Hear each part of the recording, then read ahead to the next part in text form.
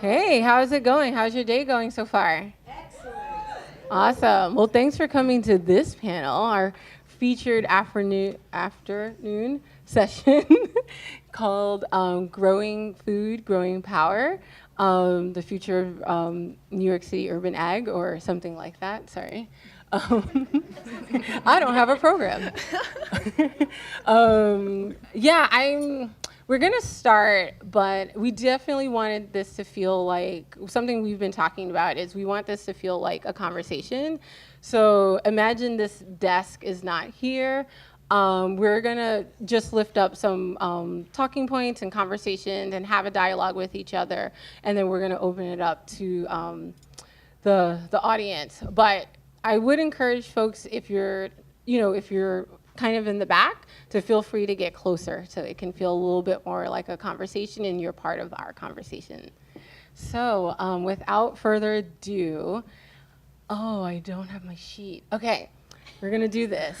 Thank you. Thank you so much. Other side. Is it here? Yeah. Is this the song? Oh, yeah. Thank you. So good. So I'm Qiana, the executive director of Just Food. So professional. Just like every other executive director of a nonprofit, super professional on top of it. I am, and I'm making light, and I'm also like probably a little bit tired, but I don't want that to take away from this talk and conversation. I find this topic to be really important. I think it's critical. We're at a critical point in having this dialogue and conversation, and not just in our silos of our work, but also kind of learning and hearing from each other, because the landscape is changing, it's evolving, but a lot of us are starting to feel like we may not necessarily have the understanding in the other silos. So why not break those walls and at least learn from each other so we can either figure out how to collaborate or how to persist with each other or how to resist. Because there's always going to be dynamics and tension, and the more we understand, the more we know, the more we can probably grow and learn and inform, whether it's our work or policy. So we're going to get all into that. But I should probably introduce these other folks so you know who you're talking to. To my left, yes, is Ashley. Ashley Rafalow. She is the program manager at Square Roots Brooklyn campus. To her left is Sawdayah. Right? No. You got it. Thank you. Sawdayah. Why? And I know you. Sawdayah Brownlee, program associate at DreamYard project and board member of Brooklyn Queens Land Trust. Yeah. Get it back? Yeah. To her left is Shephali Patel, the farm manager at Youth Farm. And then to her left, yeah, you can clap. And then to her left is Orion Ashmore, lead researcher at Agritecture Consulting. So I'm going to open my notebook to get us started, but I think what would probably be a really good conversation starter to have is just to let us know, and we can kind of go across, is how did you come into this work? What was your path or your journey? Lift up any particular trainings that you might have had or school to support the work that you're doing right now. So I'll let you start, Ashley. Okay. Yeah. Hey everyone, can you hear me? It's good. So, most recently, I came from CUNY. I was there for quite a few years, really with a bird's eye view of what was going on in food in the city, doing research, advocacy, creating a learning community, or helping to cultivate a learning community anyway. And I always saw myself being supportive to students and faculty and research and all that. So in my current role at Just Food, my current role at Square Roots as the program manager, I support our farm entrepreneurs in all areas of their work, and also designing programming for them as they embark on a 13-month program journey with us. And prior to that, I got a master's at CUNY. That's how I ended up there in public health. And before that, I interned at Just food. I worked at NYC Green Market as a market manager. I did merchandising and sales for 5 Acre Farms, who I think is a sponsor of this event. So yeah, a lot of food retail, a lot of getting to know the people, both in the city and regionally, who care about and work in food. And it's really fun to be here from this perspective. And thank you for having me. Yeah, thank you, Ashley. Good afternoon. Oh, is that on? Yeah. It is? Oh, cool. Good afternoon. Thank you. My name is Sawdayah Brownlee, and I'm going to pick this up if I can. Yeah. Slide it. Slide it. Thank you. Sorry, that was kind of weird, like leaning into that. My name is Sawdayah Brownlee, and I'm originally from Detroit, as well as South Carolina. My family comes out of South Carolina, and both of those geographies are really important to me because my experience with plants, my experience with food and community comes from those areas. I began farming on the west coast of Michigan in a rural farm called Fat Blossom. So I want to big up Fat Blossom Farm for my very first experience in farming. And before that, I was every stereotype you could imagine about not loving the environment. I couldn't stand bugs. I didn't like being dirty. I didn't like being hot. None of that. But I guess a really important part of my story is that prior to deciding that I wanted to farm and that I wanted to work with food, I was studying abroad when I was an undergrad. I was in Zanzibar studying Swahili, and while I was there, I had a very just life-changing experience when I was in the middle of a spice tour on a farm there. And from that experience, I said, all right, I got a farm. And everybody was like, what? You don't know anything about that and you don't like the outside. But that didn't matter. It was something that I was called to spiritually, and it was a call that I really just could not deny. And so once I graduated, I moved back home to Michigan. I farmed at Fat Blossom. I farmed at the Detroit Black Community Food Security Network, D-Town Farm, which was an excellent exposure to the different policies that affect access to land, the different policies that affect access to quality food.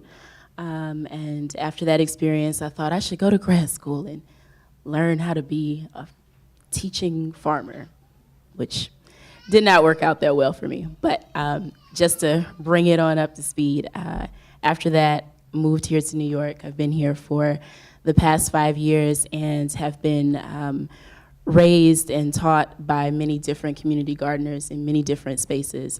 So I'm really appreciative of the time that I've had at the youth farm, the time that I've had with community gardeners within Brooklyn Queens Land Trust and without or outside of that network. And yeah, that's who I am in a nutshell. Hi. Can you guys hear me? Okay. So my name is Shephali. I was born and raised in New York, in Manhattan. My parents were immigrants from India. And my farming journey started when I was really, really young. I didn't know the name of the trees outside of my apartment building. I didn't know about any of the animals in my neighborhood. I didn't really understand anything. And it one day occurred to me that that might be problematic because it's surrounding me and I don't know anything. And maybe I don't know anything about life. So I tried to learn more about nature, and it's really hard to do that in New York City. And so the only way that I could really figure out how to learn more about plants was to study traditional herbalism.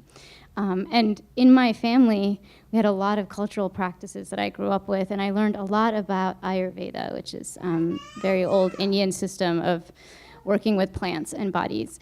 And I also learned a little bit about Western herbalism too, and these teachers just kind of came into my path almost magically, and I'm very grateful for that. And so with all of that, the more I started learning about plants, the more fascinated I became. They're incredible beings, and they live in this world that's incredible too, and everything's interacting with it. But I didn't really know what to do with that. I didn't know how to work with nature as a job or a career. And so I've had many different jobs.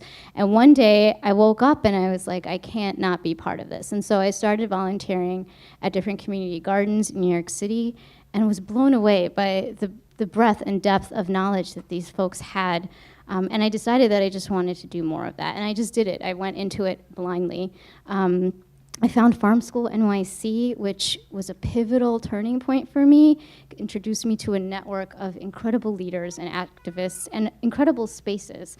And those were all my teachers in this journey that I've been on. And so, yeah, I mean, volunteering and then farming and learning more about plants and the ecosystem and the science behind all of this. And then suddenly, it became even bigger than that. And I realized I was becoming a better human being. And like this, and all of the work and the values around it was really changing who I was and how I related to everyone else around me. And teaching became a large part of what I did too.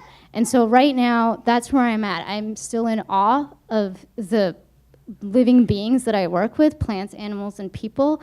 I'm still learning from them all the time and will until the day I die. And if in any way I can, I'm trying to create spaces that empower other people and kind of bring that magic and then awe there. It's been incredible, and I'm so grateful just to be a part of it and so grateful to meet all of you in the process as well. Hello. Yes, it works. Hi, my name is Orion. West Coast kid, came to New York not too long ago. My background was actually in healthcare. I used to work in prosthetics and orthotics, making like artificial limbs and braces for individuals. And being sort of on the tail end, I suppose, of helping individuals either with disease or poor health decisions or just lack of access overall. I wanted to take a step back, or take a step back and see in what ways, food influences health, because health is this weird nebulous thing that we talk about, healthy ecosystem, healthy people, but it's a very complicated thing, and it's top down, it's bottom up, and we don't know anything about it in some ways, it's my opinion.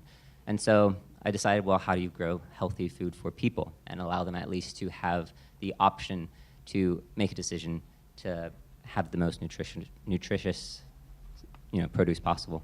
So came to New York, did an unpaid internship for 2 months, sold everything I had to live in the city, and the company now, Agritecture, hired me. Since then, I really tried to explore the spectrum of agriculture. I wasn't terribly satisfied only with the ag tech, I suppose, approach of growing food, and so as of this year, I'm part of the Farm School NYC cohort for 2017, 2018, and so I guess I'm coming into this conversation with two lenses, I suppose, in that way. Great. Thank you both all for sharing. I feel something as I continue to learn more and more about urban ag and really being informed by elders as well as new farmers, not new farmers, emerging farmers, like you both. I feel like, it really connects to the history of New York City and our rich soil-based urban ag. It kind of, to me, is I'm starting to call it like soul science. I feel like there's a science, it's not just the science of the work and the growing, but there's a soul to it, and there's like a connection. And I would really love to ask with that lens, and knowing that, connecting it to the history, the long history we have in New York City on rich soil-based urban ag, how does your, current work connect to the history of urban ag in New York City, or if you would take liberty to that term, soul science?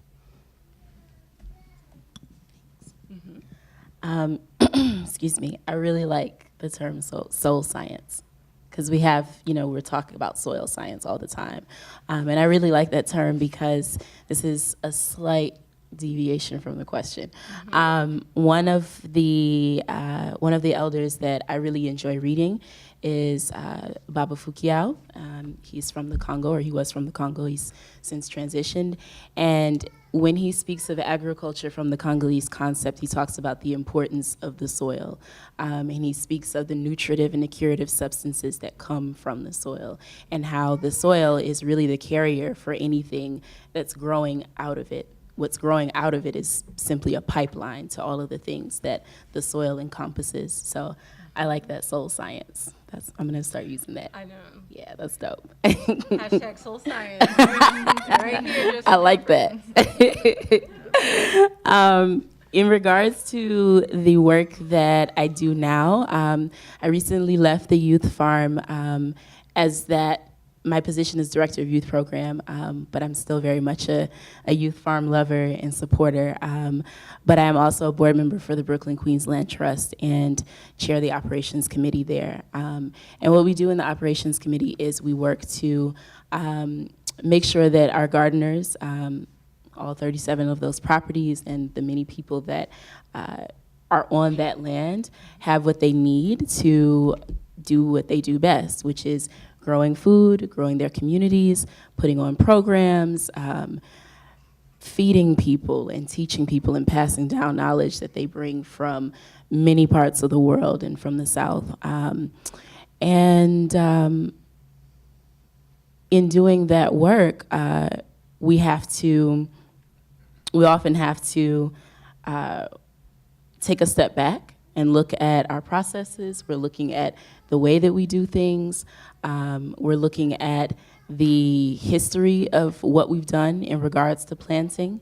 And we're taking that with us into, how do we plan for the sustainability of the space, the sustainability of our crops? And I would say that that's really where a lot of my time and my energy have been given to as of recently. I just want to lift up to the practices that we've been doing at the youth farm, and the work that goes into really understanding what's in the soil, what lies beneath, and how does it impact the people and the plants and the other little ecosystems that are within it. But I would say of both spaces and of any community gardener that I've ever met, New York City or otherwise, understanding the interdependence of all of those things within those spaces, within the soil, within the air, within the human communities that are there, the interdependency that is there is really, it's respected. And I think it makes the person who's working in that space bring a level of humility to the work. And they move throughout the world with a level of humility because they understand that they are one part of a larger puzzle that has to be balanced. Did I answer the question? Yeah. Okay. Shephali, would you like to add anything? Yeah, I mean, I think Sawdayah always function at that same wavelength, so I'm always going to just be following up after her. But working on youth farm, working at any farm, so I've been a soil farmer this is my 6th season now. And part of why I'm so passionate about soil is that there used to be a real understanding that it's more than a growing medium. It's a living ecosystem, and it's actually an interface. There's a science behind this. The soil system, called the pedosphere, lives at the center of 4 other revolving systems. It links to the atmosphere, the hydrosphere, which is all of our water systems, a biosphere, all living things on the planet, and the lithosphere, it's like our Earth's mantle. So this is an irreplaceable, invaluable part of life. We can't do without it. It's more than just about a space to grow food. And that's what, at Youth Farm, that's what we're trying to teach folks. We're trying to teach them everything, how to be empowered by growing food, how growing food works, but also ecological science. What is your role in the world? The humility that you develop from understanding that. It's so deep. And understanding all of that makes us understand how important it is to actually protect those spaces, and how important it is to support the folks that support these spaces as well. Yeah, I mean, I just feel like that's the crux of like all of the work that I do, the ways that I want to empower other folks. And there's so many social justice themes that run around that. So like, you know, it becomes a space where we're functioning and meeting needs and concerns at so many levels and at so many dimensions. And I think for me, I love talking about this in public spaces because I actually don't think that it's common knowledge, and it's not anyone's fault. You know, like we don't have time to learn about all of this. But if you come into these spaces, there are so many people that would love to tell you more about it, and I think it's important for all of us to really understand like the truth and the facts behind it, because it is our jobs now to really like protect these things. All of the problems that we have now have come about because we haven't taken things that are very, very important very seriously. So yeah, it is a soul science. And just on another note too, I'm sorry, you know, these spaces are, you know, when I was talking about it's not just a space for growing, these spaces are healing spaces for a variety of different reasons. Just physically being there with the folks that go there, the way you can connect back to your culture. But again, I always go back to science because that's undisputable. You know, there's actinobacteria in the soil. That's the smell that you smell when it rains on the earth. And when we breathe it in, it actually affects our serotonin levels in our brain, and it reduces anxiety. That's real, and that's why people like being out there. So there's so many things, and healing should not be discounted as a value to society. I'll stop talking now. No, I appreciate it. Thank you.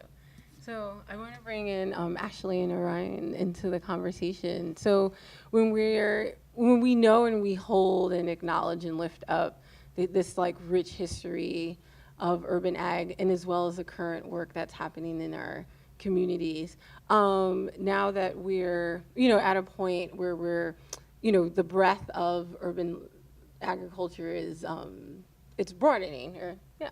So how do you feel, given your work and your perspective, that given the history of like collaboration and growing as a right and food as a right and the self-determination that has really been embedded in New York City urban agriculture, how does like ag tech growing, or your work in particular at Square Roots or at Agritecture, potentially fit into our like New York City landscape?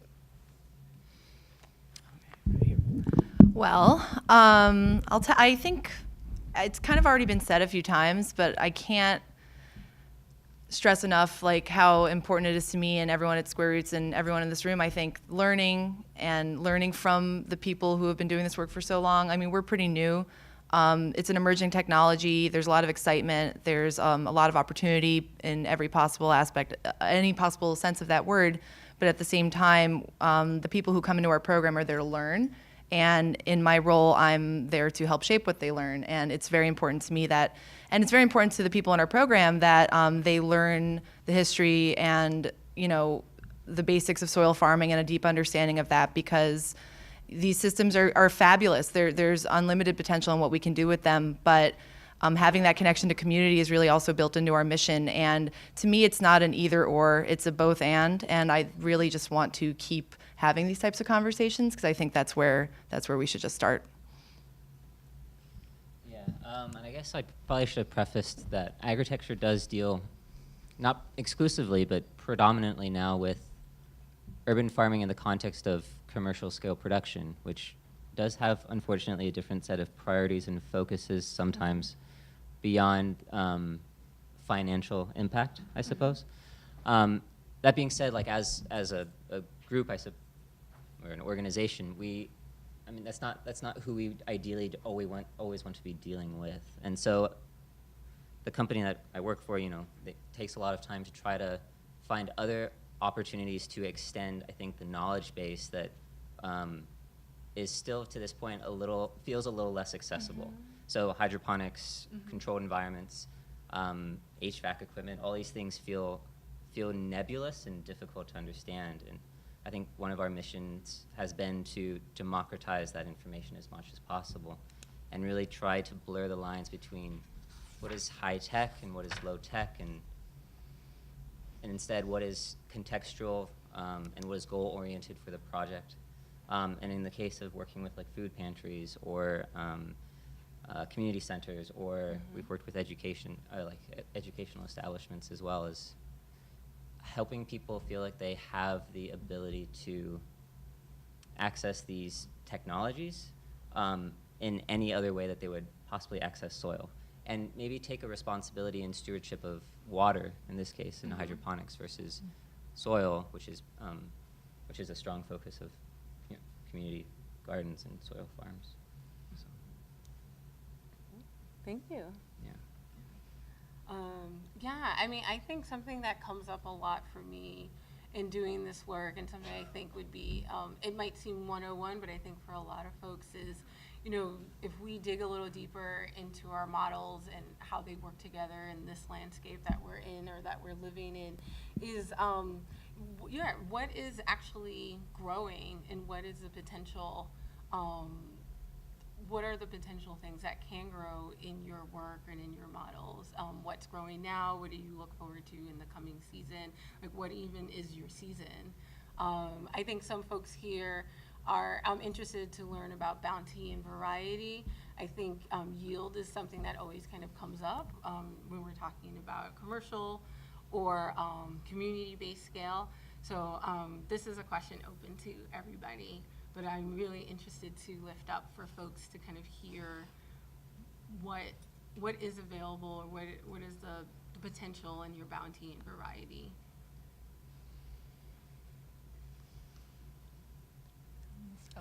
Yeah.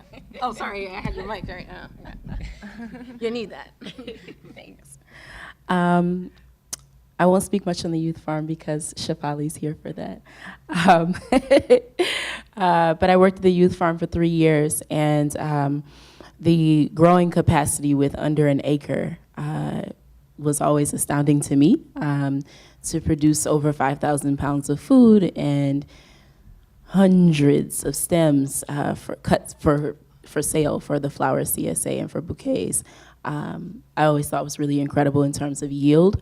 In terms of the variety, just boundless. I don't really have any stats on the specific numbers, but we like to think of things, I feel like people in the room know about the different families, right? Like brassicas, solanums. So there are, I would say, maybe no, that's too low. I would say maybe 5 on average different cultivars within the different families of produce that the youth farm is able to grow. One thing that I'm really excited about, though, just in my new position at my new job, we have the opportunity to grow different kinds of plants in different ways within an art center, in an art frame of mind. But I've been renewed and inspired by my good friend Ruby's presentation on wild and indigenous seeds. And yeah, I'm calling you out. And one of the things that it got me to thinking about was again, back to those nutritive and curative substances that come from the soil, the ability of an older plant, older than an heirloom variety, to call up those nutritive and curative substances from the soil in ways that we haven't seen in a really long time, that no one, I think, in this room has seen on a large scale. And so that's something that I know that I would be really interested in doing, and that I think that working with the earth is one of those special things that we can receive from it, using wild and indigenous plants, but particularly thinking about wild seeds. So I'm really excited about that in this moment, and ways that we can use that to circumvent having to use lots of vitamins and nutritional supplements. Those are things that are a goal for most of us as growers, but when we think about the large nutritional components of older plants and older varieties. I think that that's one of those aspects that could really change the way that wellness operates for us as communities. So I'm looking forward to doing some growing in that capacity this year. Yeah, wild plants. That's what I'm about to. Just to give some context, I realized I did not even introduce Youth Farm. It's a very wonderfully complex experiment, I would say. So in a sense, we're an education-focused production farm. So we run like a small business with very, very passionate alignment in our mission. So we work with youth and adults. We're sitting on the campus of like a place where there's 3 high schools and a middle school. We want to make sure that we're able to pay the youth that work on the farm, that we have support for the programming that the youth get and for the adults. And so what we do is we take production revenue and make sure that there's enough operating income so that we never have to sacrifice paying youth or sacrifice their programs. So production revenue is super important at Youth Farm because it's the basis of everything that we do. And that's like a large part of my job and Molly's job, who's my co-manager. And so that's definitely focused. So yield is a big deal, and we're thinking about that a lot.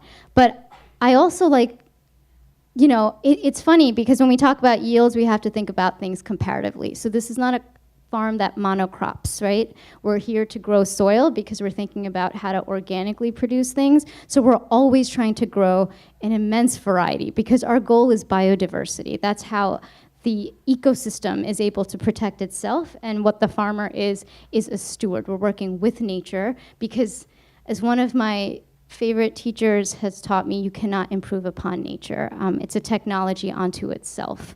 And so we can definitely help support it, but we have so much to learn from it.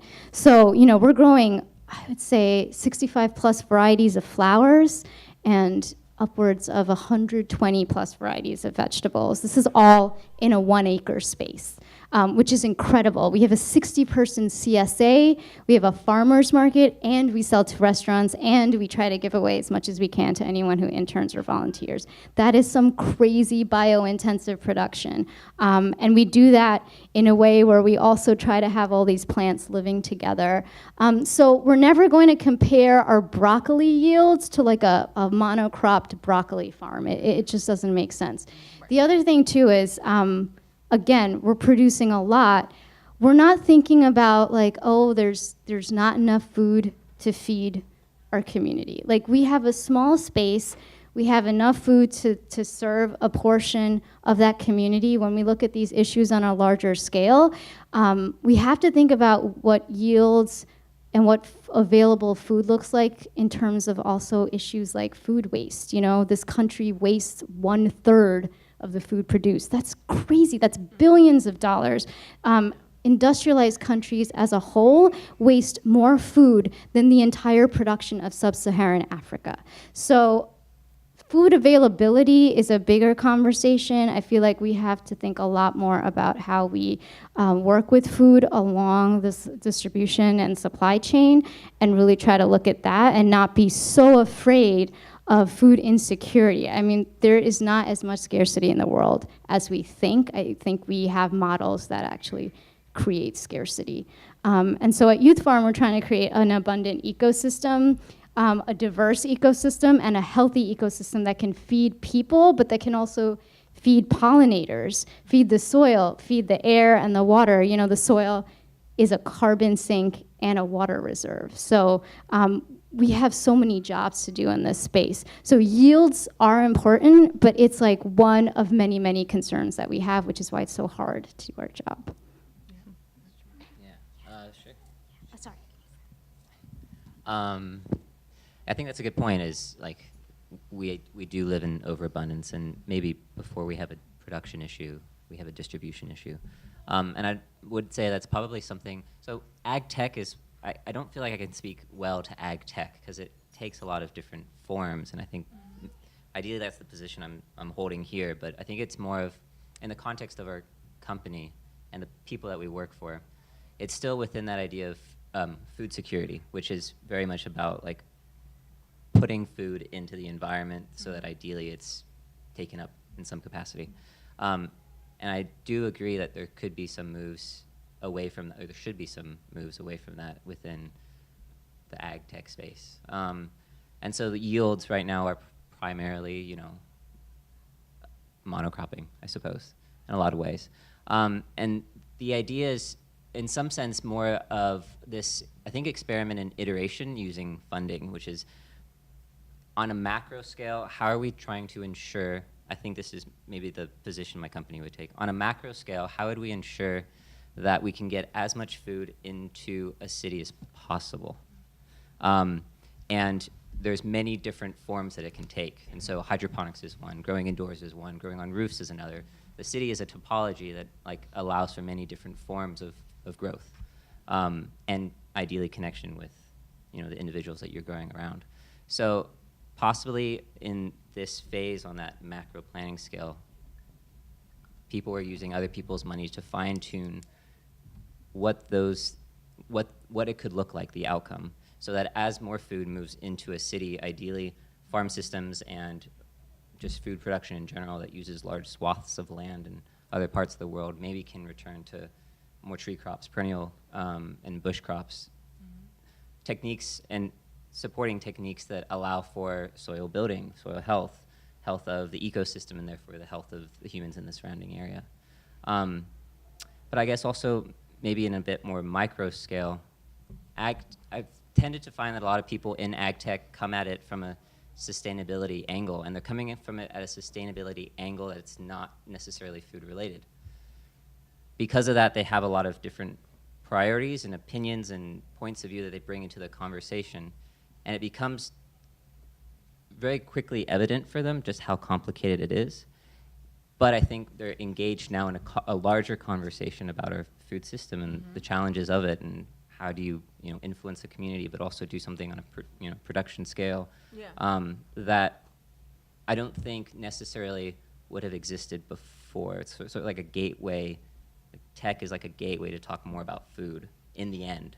That's sort of like the outcome of all this. So in terms of yield, maybe I think within ag tech, having more people having these kinds of conversations might be a yield from that. Yeah, I have to agree. There's definitely a lot, people get excited about the tech, and that's great. And if that gets them excited in, nutrition and plant science and their soil, and that's amazing. That's a huge outcome for us.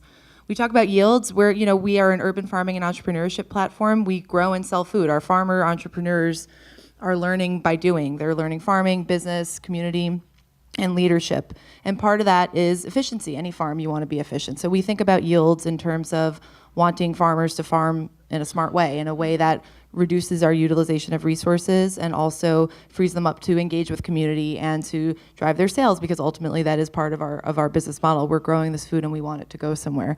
So in hydroponics, you see a lot of leafy greens, obviously, that's a big part of it. One of our farmers, Hannah, in the back is growing strawberries. That was big, exciting news for us.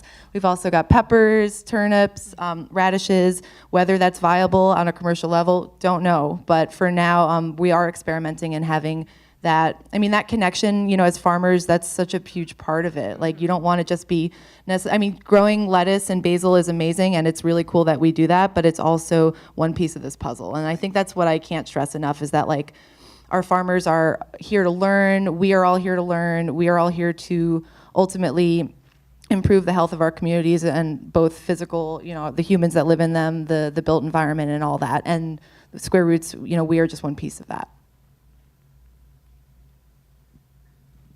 Do you either have anything to add to that? I saw you writing some notes down. That's why I'm asking. I think I have some questions. Yeah. So I am not familiar with Square Roots or Agritecture beyond your websites, and so sorry, I just had a couple of questions. I was wondering. I think about how much energy and money it takes to do what we do at the youth farm, to manage 37 growing spaces with Brooklyn Queens Land Trust, and I'm wondering how are you guys able to support yourselves without knowing whether or not if the project is viable in a commercial sense? That's a good question. So I guess we act primarily as a consulting group, so I don't know if I can answer that question from that angle. I think overall with these larger farms, the support comes from being able to, in some ways, provide a reproducible and consistent plant to the market, I suppose. And so that allows, if you're moving into controlled environments, greenhouses, growing indoors through like vertical farms, in some ways you're banking on being able to play with like consumers' expectations that that crop in a grocery store should be there all the time, sort of thing.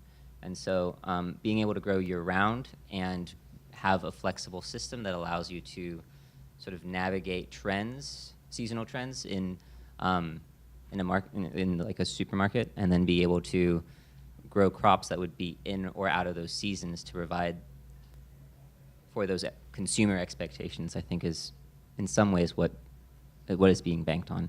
As well as some of these farms are energy intensive, and I think knowing that, I think it's kind of also relying on sustainable energy sources to come online sooner than later as well. Yeah, that's definitely something we're working on too, is in improving our technology, getting our operation costs down. I mean, our lights, for example, we're testing out new lights that are 3 times more efficient than the lights we're currently using. There's pros and cons. We save a lot on, we don't really use a lot of water, 10 gallons a day, for example. So there are some efficiencies and savings there. In terms of financial viability, we're only a year and a half in. We're just 5 months into season 2 of our entrepreneur cohort, so we're still figuring things out. We do fundraise through venture capital, so that's a part of our model, and we're still proving ourselves. So I'll have to get back to you. Do you have another question? Oh, no. Yeah. Do you have any questions? Yeah. It's like less of a question. So this is the first time I'm having this conversation. So one, I'm super excited. And so I want to have more of this conversation. I just want to also say that, urban agriculture is a diverse landscape. So I think it's great that there is all this option. I do think that there are certain priorities, and it comes from thinking about like the social responsibility that we have as anyone living in the community, like the solutions that we owe to each other for all of these problems that are human, man-made. And so I got into this work because I'm trying to figure out, like how can I help support the solutions? And there's so many issues we're talking about. We're talking about like climate change, equity. I mean, we could go on and on and on. And so it's, I'm always thinking about how does work support the solutions to that. When I was, I farmed at Stone Barns as a flower farmer there, and a big focus there because there's this restaurant on site called Blue Hill, and the chef there, Dan Barber, he's very into thinking about how do we integrate and create a relationship between farmers and chefs. And a lot of that is about how do we bring seasonality to the forefront? Like how do we really understand how farmers have to operate in their seasonal zones, and then how do we as chefs try to work with what they can give us? And the third thing, which is the most important, is how do we help support communities changing their palate, like away from this industrialized agriculture? So like, having us not wanting avocados all the time, like there's other options, wild plants, like we've gotten away from thinking about all the kinds of grains we can use. So that's like a real issue. And I think sometimes there's other conversations happening in parallel. Like, do we really want basil all the time? Like, is that helping us come to a solution for these bigger problems? Are we helping to remediate this soil that's like the second largest carbon sink after the ocean? Are we trying to support diverse and multiple varieties of crops that are resilient against all kinds of climate changes? Like, these are the questions that I have, you know? And given that like soil-based farming is critical and should never go away because there's so many other issues involved with them, how can we work, like, can tech help support solutions in this space? Maybe we don't have to recreate something from scratch. Like, how do we all work together, and how do we actually work together in a way where we are helping to solve these issues rather than create like these shorter, I think of them as shorter term solutions for bigger problems. That's not like even a question, it's kind of a general, like, can we have this conversation again? Sure. I mean, like, I'm totally willing to have this conversation, and I'm, you know, I think more on your side than I'm on this side. I think a large part of what I think ag tech will have to embrace more and more is equally in some of the innovation and being able to provide a more diversity of food for people. It's also the education that I think soil farms and like community gardens really have, I think, a good grip on, which is in direct engagement with individuals and having sort of longitudinal conversations about the decisions that they have or that they're making. Whereas because we're doing things more on a like a commercial scale and trying to find clients such as Whole Foods, you know, or even Park Slope Food Co-op, for example, that's more dependent on the consumer. And so it's our impetus to try to educate this consumer as well, maybe about, you know, the variety of options and about genetic breeding or about native adaptation of certain edible crops to, you know, a native environment or whatever. And granted, that's, I guess, less of a priority because ag tech is still mostly trying to prove the technology and then work more towards envisioning certain systems that are resilient towards climate change. But in some ways, it's difficult to feel like we're moving, at least I think our company feels like we're moving the ticker too much, because in the end, it comes down to changing the masses. I imagine for you as a farmer, in some ways, you're dependent on demand of some sort, because for however much you might want to grow a crop that really is meaningful to you, if you don't have a market for it, it's resources that aren't being used. But we have the ability to influence that demand through that's education. the thing. Yeah, I agree and with advocacy. That. Yeah, or advocacy. Yeah.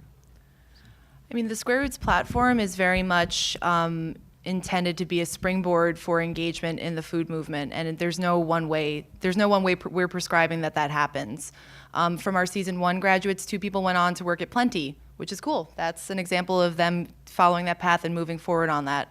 A couple people stayed on with us. A couple people have gone on to found their own food businesses. There's definitely, I guess I really see my work and my role as wanting to support education and exploration and providing a foundation for people to enter this work. And it's not necessarily you come here, you learn how to farm in zip grow hydroponic towers, and then you go out and do that exact same thing. I think that that's just one way that this all can look. I do agree. I mean, the question about seasonality, that's a good one, right? And I know Dan Barber has raised that too. Like I kind of keep going back to my answer of it's not just one thing. I think that there's a lot of good reasons to explore all these avenues and to enrich the soil and to build community in all these different ways. And at the same time, to harness this technology and apply it in a responsible way, and in a way that is, you know, as you're saying, it's responsive to the market, it creates a market. At the same time, there are opportunities here for economic development that I really feel good about preparing people to engage in. And I think that if we can provide that foundation and knowledge and respect for all these things that we all care about, while at the same time preparing people to enter this new emerging field, I think that that's what I see as our contribution being, or my personal contribution.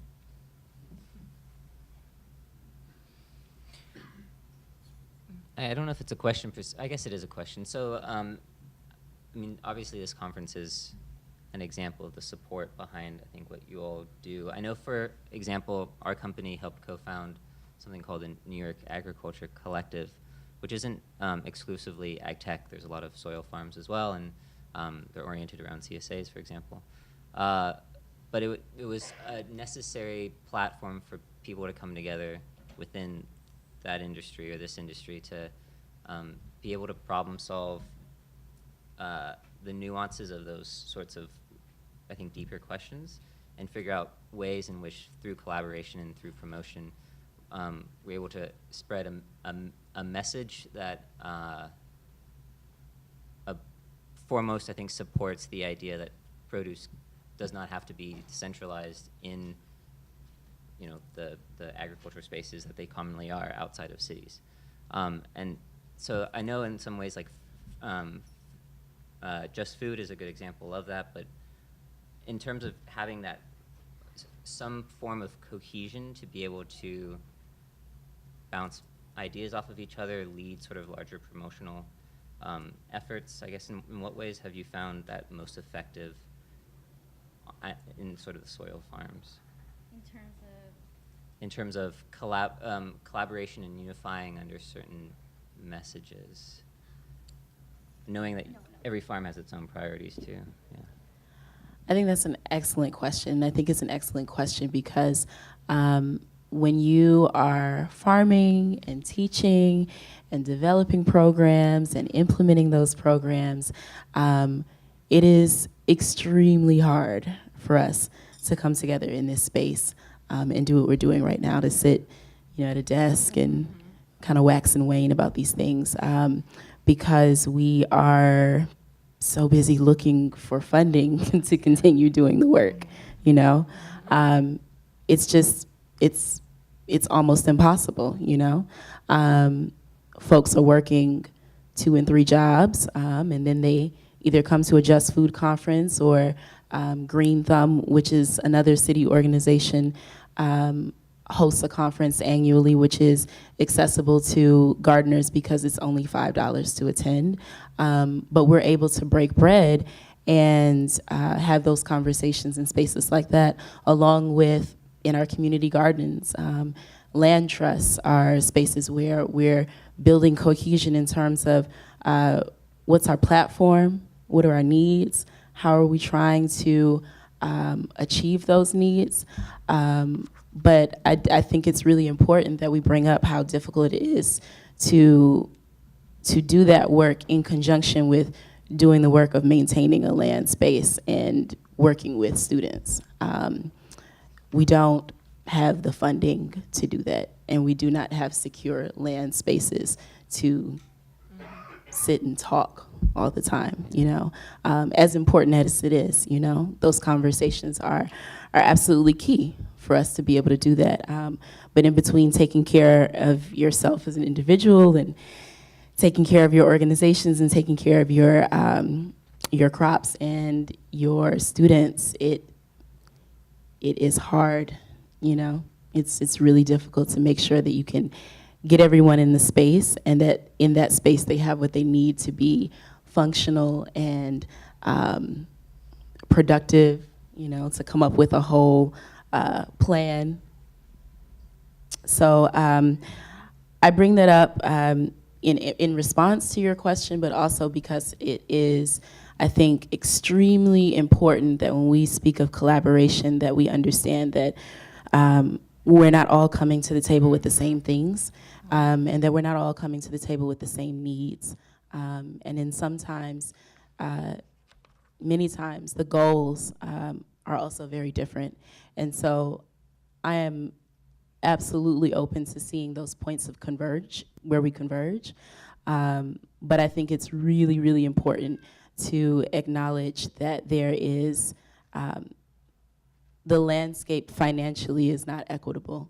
And it makes it very difficult for us to continue doing what we do, even though community gardeners and farmers in New York City and in many other places, many other metropolises, have been able to do so much with so little for 50 plus years. But I think that that's just really important to put out there, that the resources that we need to continue the very long breadth of work that has been able to be accomplished is necessary. Could one of you speak to the challenges around funding a lot of these farms, and it's not available, right? Yeah. And the idea is like through venture capital, you're doing exponential return or whatever it is, and so like those are different forms of conversation. So I guess, in what ways like would you want to have funding feel more accessible for many of the different farms that are like soil farms in New York City? I just want to make a general comment. Yeah. So you're talking about, how do we find, like, what is a unifying force amongst community gardeners and soil farmers? And when I say soil farmers, I'm saying folks that are using natural farming methods. The unifying force is this. It's people that are doing a ridiculous amount of work that extends just beyond their personal gain or their organization's gain. We're protecting so many different lives in a way, and systems. And we're doing that because we're fighting against systems that are subsidized. From an organic farming movement, we have conventional agriculture that is being subsidized by the government. And then from corporate level, like, to me, I think of venture capitalism as a subsidy in a sense. Like, we do not have the time for research and development. That's happening real time during our growing season. If anything fails, that's it, the end. Our project fails, maybe the land goes away, we're done, bankrupt. Can you imagine the level of stress and pressure and how skilled you have to be to operate in that space? There's no room for error. It's really difficult to grow and develop in that way. And that's what we're all struggling against. We're always fighting, and that takes energy. And I think that's the part where I'm always advocating for. Like, there's all these spaces that are being subsidized in a way, and don't even have the level of needs that we need, just to operate. And so how do we start creating the structures where we start like actually supporting these movements? Because they're really important. And I think everybody wants them. That's what I hear from the public. I have to say this, because yesterday I was at the March for Our Lives, and I'm emotional on the inside, but I'm pretty even keeled on the outside. I was emotional, watching all of these youth there. And I think it's amazing that we have a youth track at the Just Food Conference. It's so apropos. But God, younger people have the ability to understand prioritization of values. Like, they don't let anything else get in the way. And what they're asking for is for that prioritization to take precedence in terms of like our laws, what we invest in, everything else. And I kind of, that's what I'm saying right now too. I think that's our job as a society, especially in this society that we have with this, poor, and I'm going to put in quotes, leadership, because I'm using that term loosely. It is our job right now to really understand what our values are and prioritize them correctly, and then advocate for an attention and money and laws that actually support that. And so that's part of it. Like, we need to subsidize that. So I don't know. Funding, it should be money, and it shouldn't be driven by anyone's agenda, a politician, a corporation. This is work for the public good. It's work for humans, but it's work for everything that's beyond humans, that support our capacity as a species to live on this planet. Yes. So.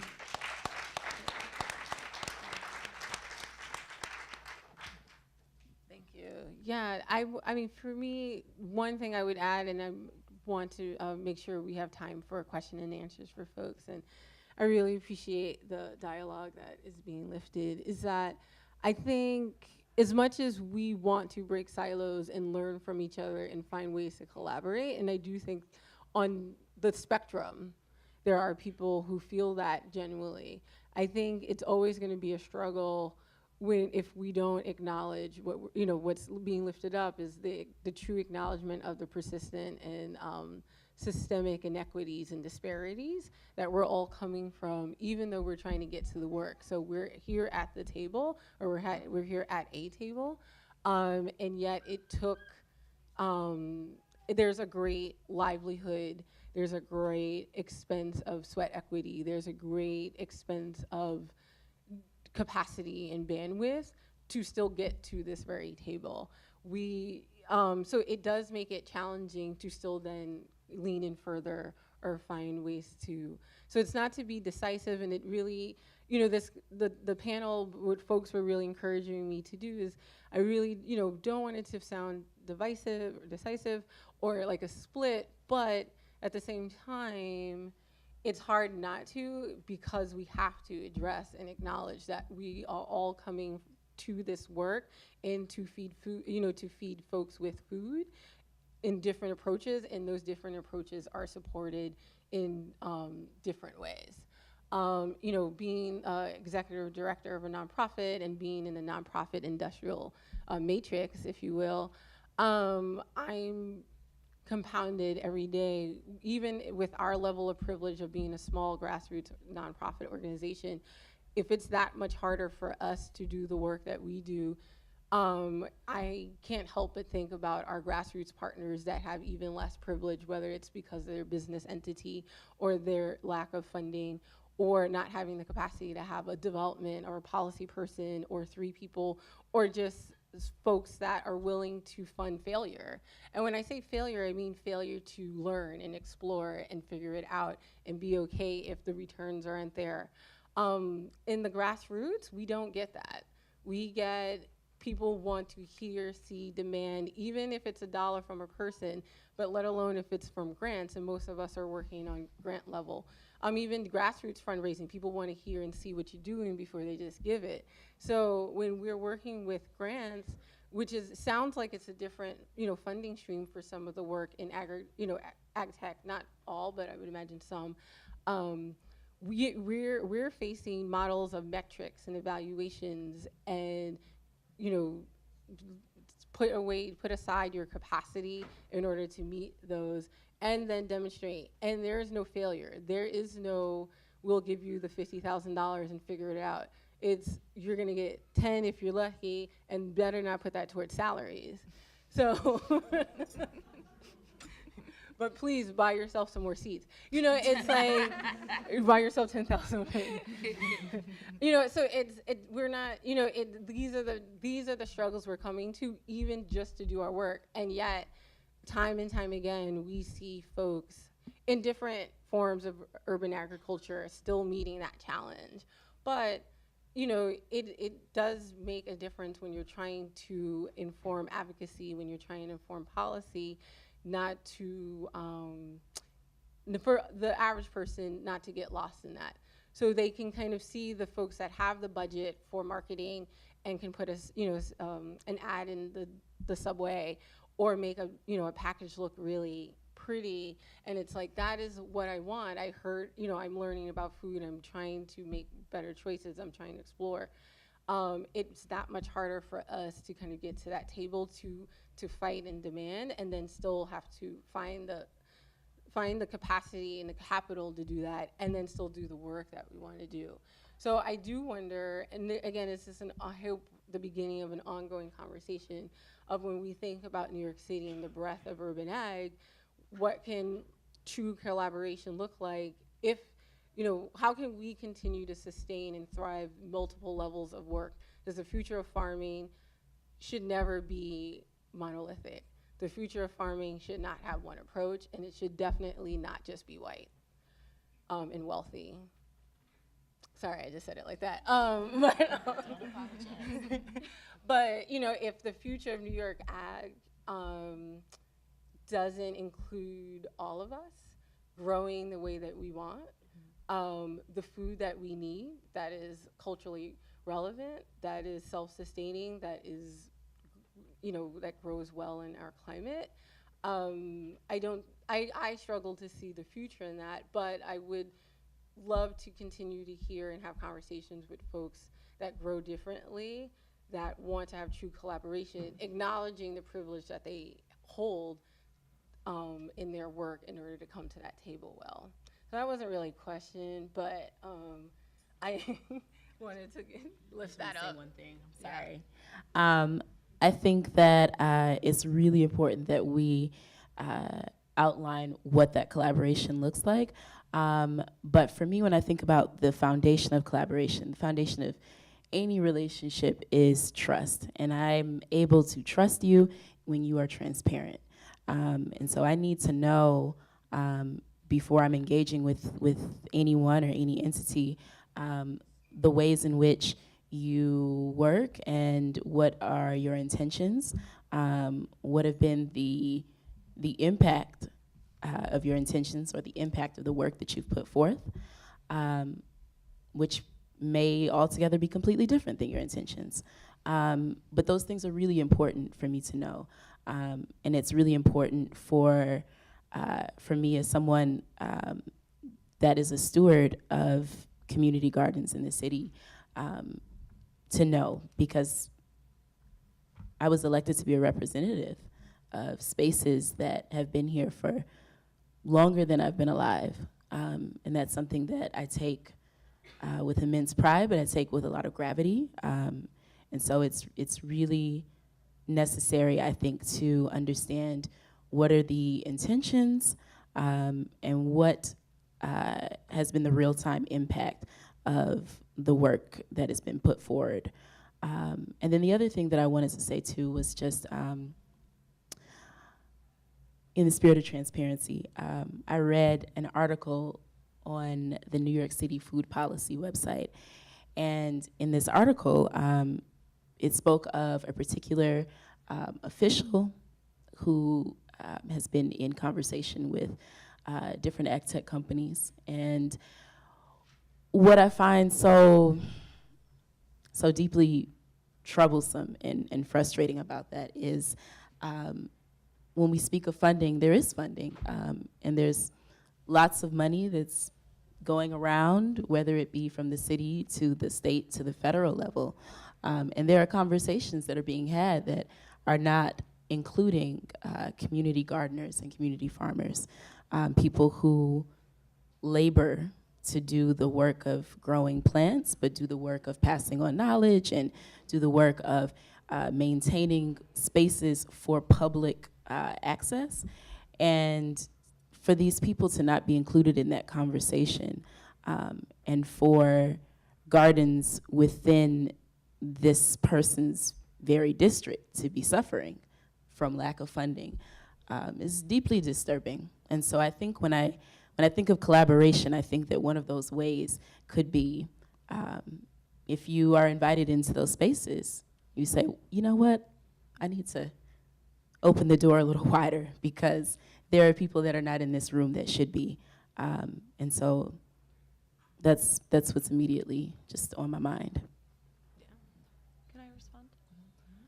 I don't in this role want to speak necessarily for the NYC Agriculture Collective, but having been adjacent to some of those conversations and familiar with the article you're talking about, I know I personally did just that. Who should be here? Why isn't everyone here who should be here? So I know that those aren't necessarily apparent, and just because I said that doesn't mean it happened. You know, there's more to it than that, obviously, and a lot of intentional work that needs to be done to include everyone who should be at the table. And it's something that I know is important to me and to others, and I hope that I can continue to work towards that and to support you guys. And I understand how important it is to have everyone around the table. And, you know, again, not speaking for everybody else and or anything like that, but I do personally feel very strongly about that, and in my role will continue to advocate for everyone. Or at least just say, open the door a little wider, who else isn't here? Because I'm not going to pretend to speak for everybody, because I can't. Thank you. So we have a few minutes for question and answers, but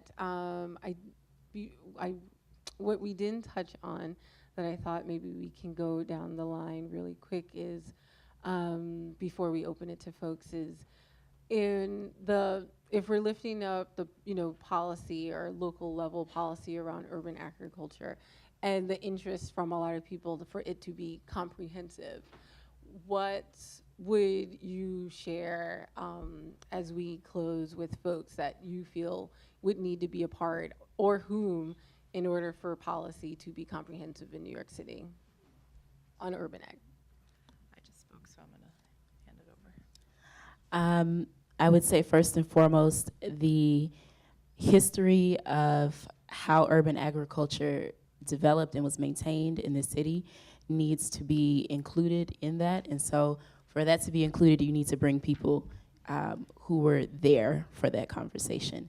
Some of the names that come up are gardeners who helped to found the Brooklyn Queensland Trust, gardeners who are part of the Manhattan Land Trust, the Bronx Land Trust, Tranquility Farm, Mama Ina McPherson. I'll call out Keith Carr, because I've learned a lot from you too. Folks at 596 Acres, Takwa Farms, and so many others whose names I can't even call up right now.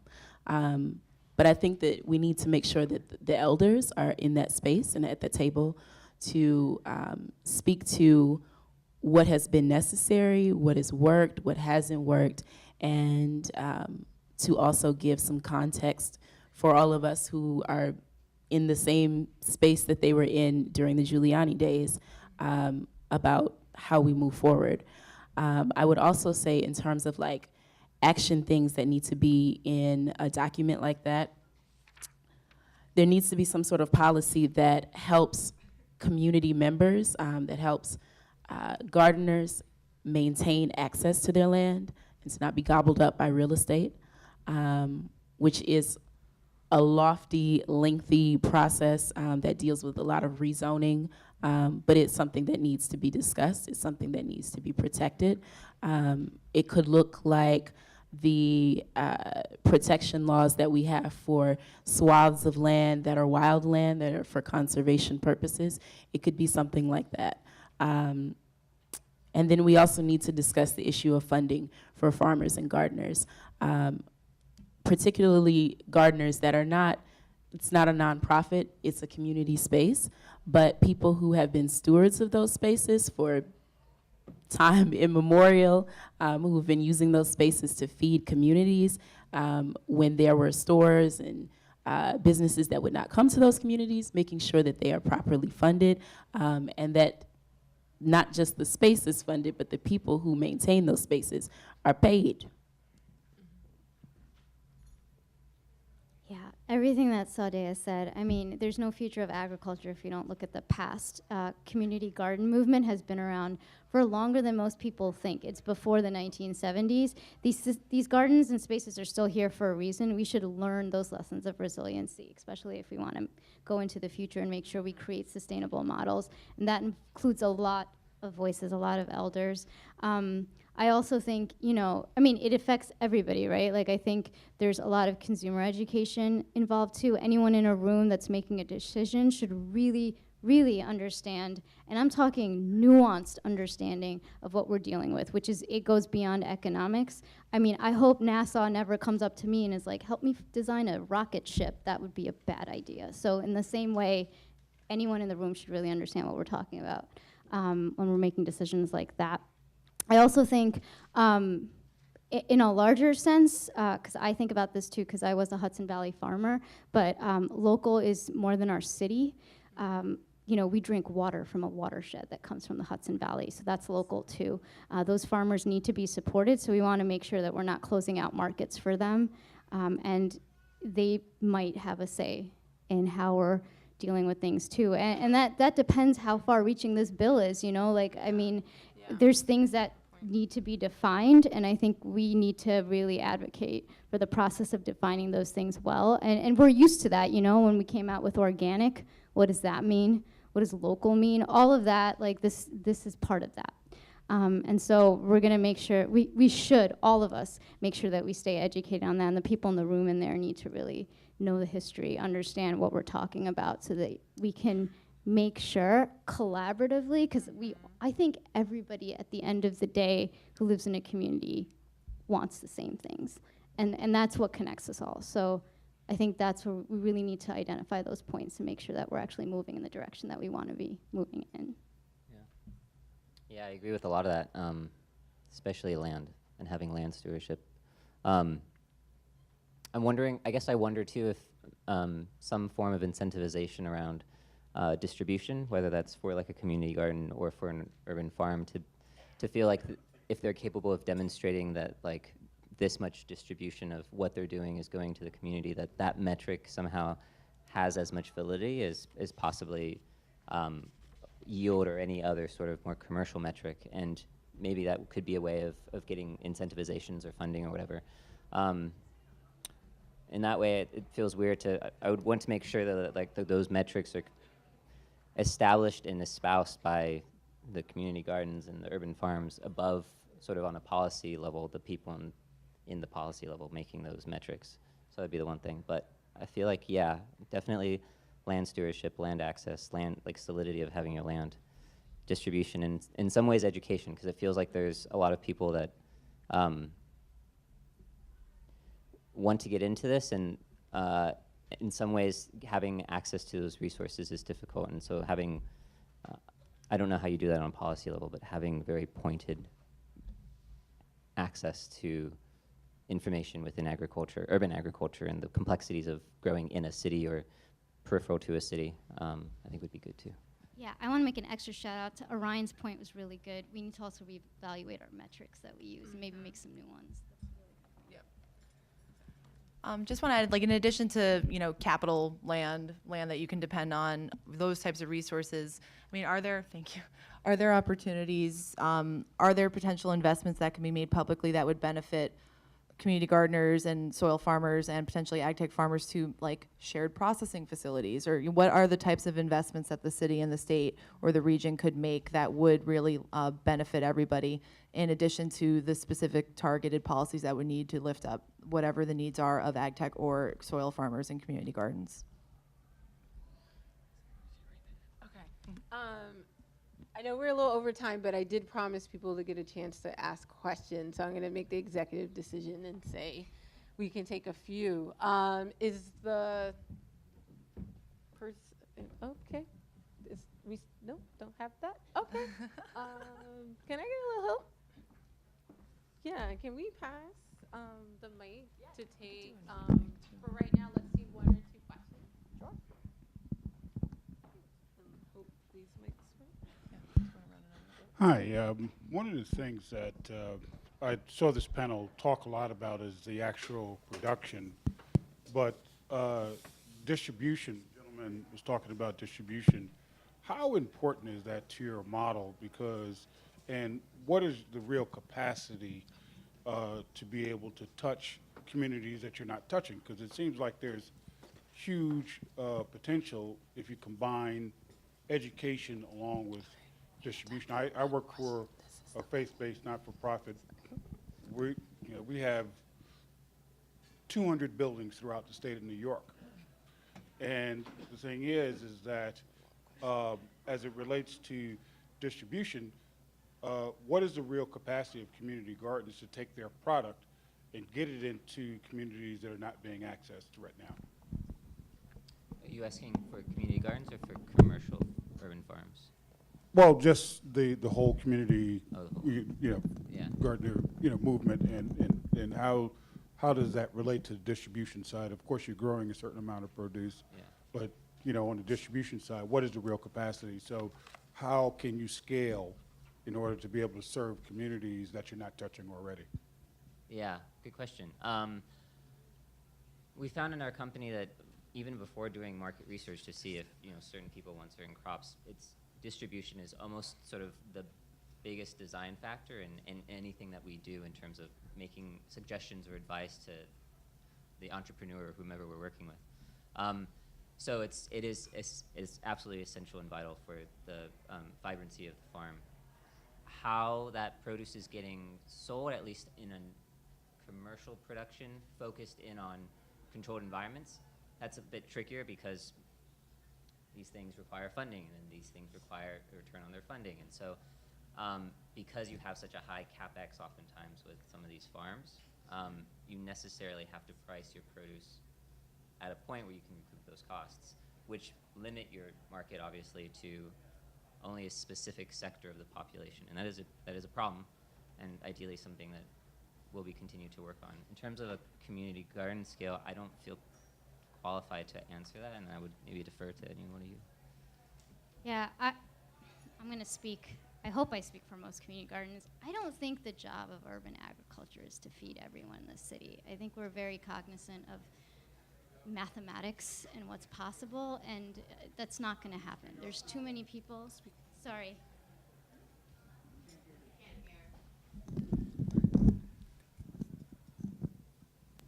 Sorry, guys. So I was saying that I don't think that the job of urban agriculture is food production.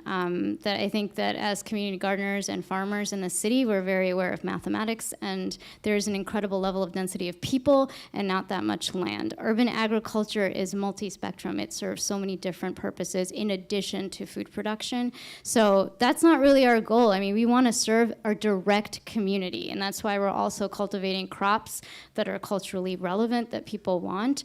So we're not thinking about scaling at that level. I brought up our Hudson Valley farmer neighbors for that reason.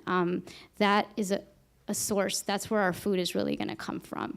And we want to make sure we support these folks because they're land stewards where it matters the most. So we definitely want to have these spaces available so we can create food access where there might not be, where we want to empower people to understand how to grow their own food if need be, and give them skills that they can take elsewhere. But yeah, we don't think about distribution to that level because I don't think we should have to. And I think we should think about how does our model and our systems, how do they integrate with the other communities around us? So that's a great question. I'd just like to add to the point of community gardens serving the direct communities that they're in. The city has over 600 community gardens, and many of those gardens they have different types of scales. Either the distribution is you're growing in your box and you take that home, and some community gardens even have their own farmers market stands. They provide to green market stands. They have their own food box programs or small CSAs. And so, for instance, the youth farm has its own CSA, which reaches 60 people, as Shephali said earlier. And so while it's not in mass, a large scale, for 600 community gardeners and for many of them to have farmers markets or food stands or food boxes, I think that's pretty major. I don't have a direct number. That's a lovely research project that maybe somebody can fund somebody to do. It'd be awesome. Right. But yeah, those are some of the ways that food is distributed throughout the city. Yeah, so in our current, we have three models right now. We have a direct-to-consumer model where we deliver to people's place of work or homes. We also sell wholesale to restaurants and then also in specialty retail stores. That's not everyone, right? Right off the bat, that's not everybody. So given the constraints of the current technology, the price point we sell at, the channels that we're set in, really, I'm interested, and I know we all are, in exploring how we can find other avenues to connect with people, either via growing and selling food, engaging with them in other ways. Right off an idea we're bouncing around now is, can we do a community market in bedside outside of our farm? That's something that would be outside of these channels that we're set in, but something that there is interest and passion and excitement for, and something that is just one drop in the bucket of a million that we could continue to explore. But for us, we produce on a pretty small scale. We're commercial, but we're small, so distribution is done by our farmers on foot, on bikes, on the subway, in cars. So it's sort of, it's always a challenge for everyone. So you can think about it logistically, or you can think about it in terms of who can access our food, and it's something that we're always working to expand and improve upon. Oh gosh, this is like the point where I would want to explore, but we can, and I'm sorry we could only take one question. We're actually a little bit longer than I thought, and I want to make sure that we have time and space for our PM plenary. So please join me in thanking our panelists for this great beginning conversation.